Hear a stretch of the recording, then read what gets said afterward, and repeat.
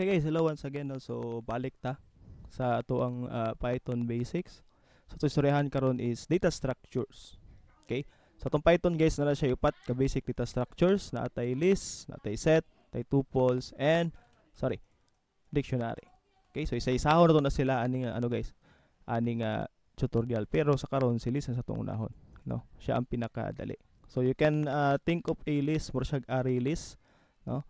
We can store multiple value inside of that list. Pwede siya same data type, pwede po siya lahi-lahi ng mga data type.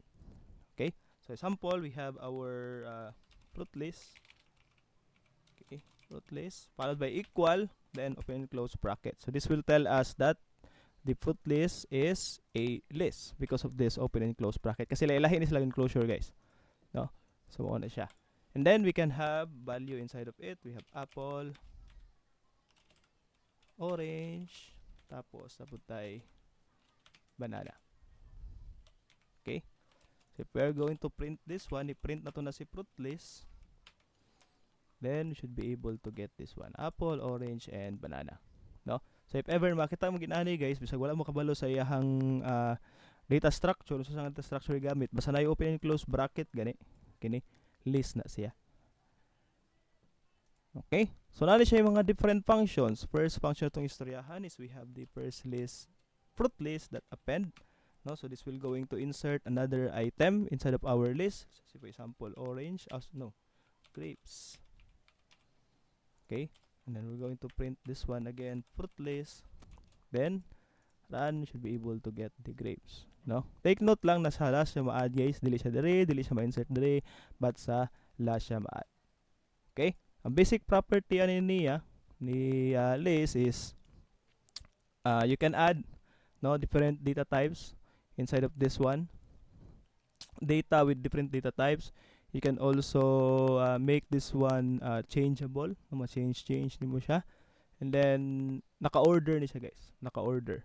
So if you're, as you can see pag print of fruit list, naka-order siya no. Okay? So i-append na to si grapes. Next is we have fruit list.pop. So this will going to remove no the very last item sa tuang list. Okay? So as you can see, grapes is no longer available because we use the pop. Okay? So i-comment sa nato ni siya guys. Or single comment na lang. Single comment na lang siya. Okay? So next, what we have here is we have this fruit list that reverse, no? But we need to print this one. Kailangan to siya butang sa print para kita natin sa function ni reverse. So ang function ni reverse is just going to reverse the order of our list. Yeah, so you can see nauna na si grapes, banana, orange, and apple. So this fruit list as well guys will going to take no duplicate items. Let's say for example, ato ni siyang i-duplicate si grapes. Then, sorry, comment. Let's run this one. So, pwede siya maduha. Okay, pwede siya maduha. Ana. Okay, another function. Let's comment this one lang sa para di magka, kalibog-libog. Okay, another function that we have here is we have the fruit list that index, no? This one will going to return you the index of a particular item, no? Kung sa yung item ibutang diri sa sulod niya, i-return niya ang index. So for example, apple. Okay, but we need to print this one. Okay. Print na to. So this will going to return the 0 because 0 si apple sa index number 0. Okay, so that's the function of index. Instead of returning you or providing you the index as a value, you're going to provide the value itself and then ang index ang yang i-return. Okay, so we have also fruit list that tawag ining clear. Okay, so this will going to clear every item inside of our list. Yeah, so wala na, empty na to ang list. Okay, so let's try this one guys. If we are going to clear this one and then append another item, just say for example dragon fruit.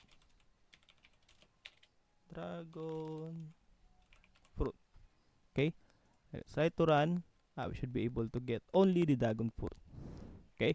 Now let's test if this is really going to accept different data type. So let's insert an integer value.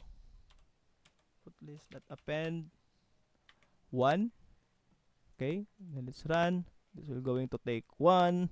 Let's append another one. Fruit list that append. This time should be floating numbers or double. 5.0. It will take 5.0. And this one, let's try to have fruit list that append true. No? Have true value. Paano mag-add? Pwede din siya eh. Let's just say for example, value. Oh, wait. Try lang. Try lang. So not going to take. Ano na lang, button. Tayo sa taas si is value.